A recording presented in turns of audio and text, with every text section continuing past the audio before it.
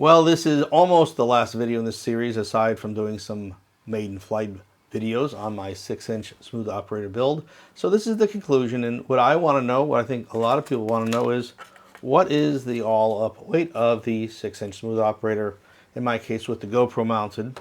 This video is part of a series on how to build the 6-inch smooth operator quadcopter.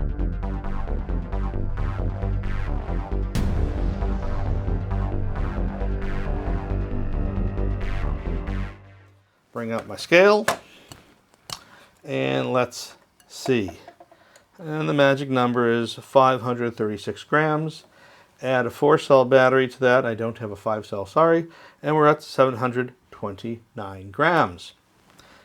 And compared to my 5-inch Chameleon with a battery, no GoPro, we're about 591 grams, and I think GoPro would probably put it into the low 600 grams, just maybe 625. I'm not really sure of the weight on that. So that's a pretty significant change. Also, let's talk about some of the things I learned and things that have changed from the original. Well, the first thing I learned is I tried to build it. I wanted to be proactive on 5-cell. So I was going to use this wire, and this is, let's see, this is 12 gauge wire, and that just doesn't work. You can't fit that into the grommet. So I had to bring it down to the, I believe this is 14 gauge, and you see the difference right there. There's a big difference in the size of these wires. This will not work. It has to be thin enough to get to the grommet there. Next thing I want to talk about is the bolts. There was a big change in the bolts that were in the original video, and that confuses a lot of people. It sure confused me tremendously. So let's talk about that. This is a screen grab from the video. In the video, this is what we were told we were going to have. And it's not what you get in the 6-inch build. For example, these bolts were told to be for M3 27 millimeters, but what we really have are 25 millimeter silver bolts right here, no longer black. And this is for the front arm assembly. We also have 4, in the video, these are 4 M3 20 millimeter bolts, and now they're 20 millimeter. That didn't change, but they're silver. These are now silver bolts. Also, there are screws. Here's a bad example of it. They have a sharp point, and there's the thread, and they have a little Phillips head there. These screws were black originally, and now they are all silver. So that's also an important change. Other than that, everything else is pretty much the same. There was a captive nut that used to go here. That's gone, and that would have meet up with, I believe, this one. But you can see here the black bolts are now silver. And these screws, oh, also, this is important. We have this keeper bolt that goes over the back brace. And also on the 6-inch, we have 2 bolts down here into the TPU bulkhead, as opposed to 1 in the 5-inch smooth operator. And those are the major changes for the bolts and screws. So I'm glad I covered that. It was a lot of headaches for me, and well, I don't wish that on anyone trying to figure that out. One of my attempts in making this video series was to clarify all the differences in one place to build a 6-inch smooth operator as opposed to the 5-inch, and then watching the addendum videos that Neil made and trying to figure it all out. Matter of fact, I'm going to show you this. This is another project of mine that I'm going to be making available soon. These are all the notes that go with this video, so if you want handwritten notes that have deeper explanations, I've been writing it, and, well, let's just say I've been modifying it as I go. You'll see in some of these pages I've got a lot of adjustments to do to make a very good build experience for the next pilot who wants to tackle this.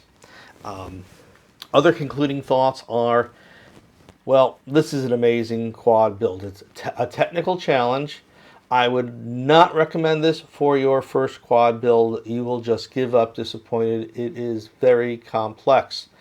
However, someone who's built one would have an easier time. If you've built 3 quads, you'll definitely be better at this. You do need some decent soldering skills, and you need to do some technical figuring out.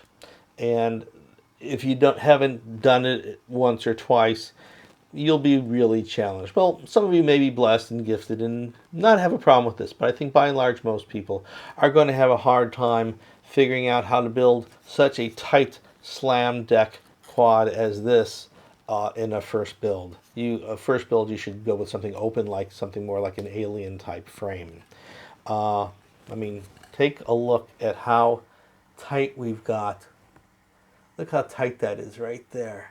That's our ESC board. There is no room there.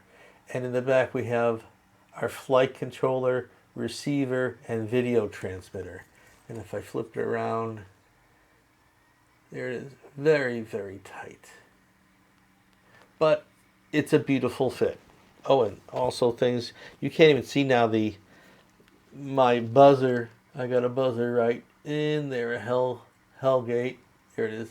The Hellgate buzzer is way down in there because it fits and gives me more room inside the bottom. Oh, I also add these landing pads. You can't really put landing pads on this because we have 2 different heights. So I just put it there so I have a nice, comfortable, it sits flat on a table. And yeah, that's very cool. So anyway, that's pretty much it. I would encourage people to build this. I think this is one of the tightest, best thought out frames I have ever built. If you looked at my wall, I probably built anywhere from 12 to 16 quads. I think I've really, really lost count. Some are no longer with us anymore, or have been mongolated into becoming other Franken quads. But after doing so many quads, this was pretty easy for me once I figured out the details. Oh, the other thing I should mention is because I have the FR Sky version of a Immortal T, I am not using the antenna tubes.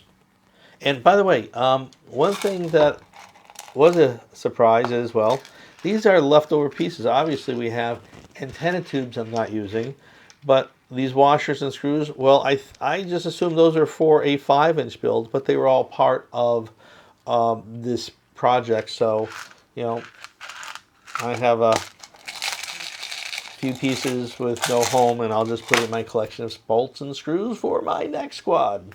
Anyway, hope you liked this. Hope you enjoyed it. Hope you learned something. Hope you build this quad. I think it's amazing.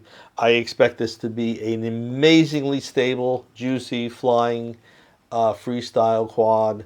And if you have anything to say or add or correct me on anything, please leave a comment in this or any of the videos in the series. I hope you'll join me, and if you have any other questions, I'm available. Anyway, I'm Joel LikeCatcher, and sometimes I go by the name Quadcopter Coach because I love to build and teach people how to fly. And hey, I'm not the best pilot.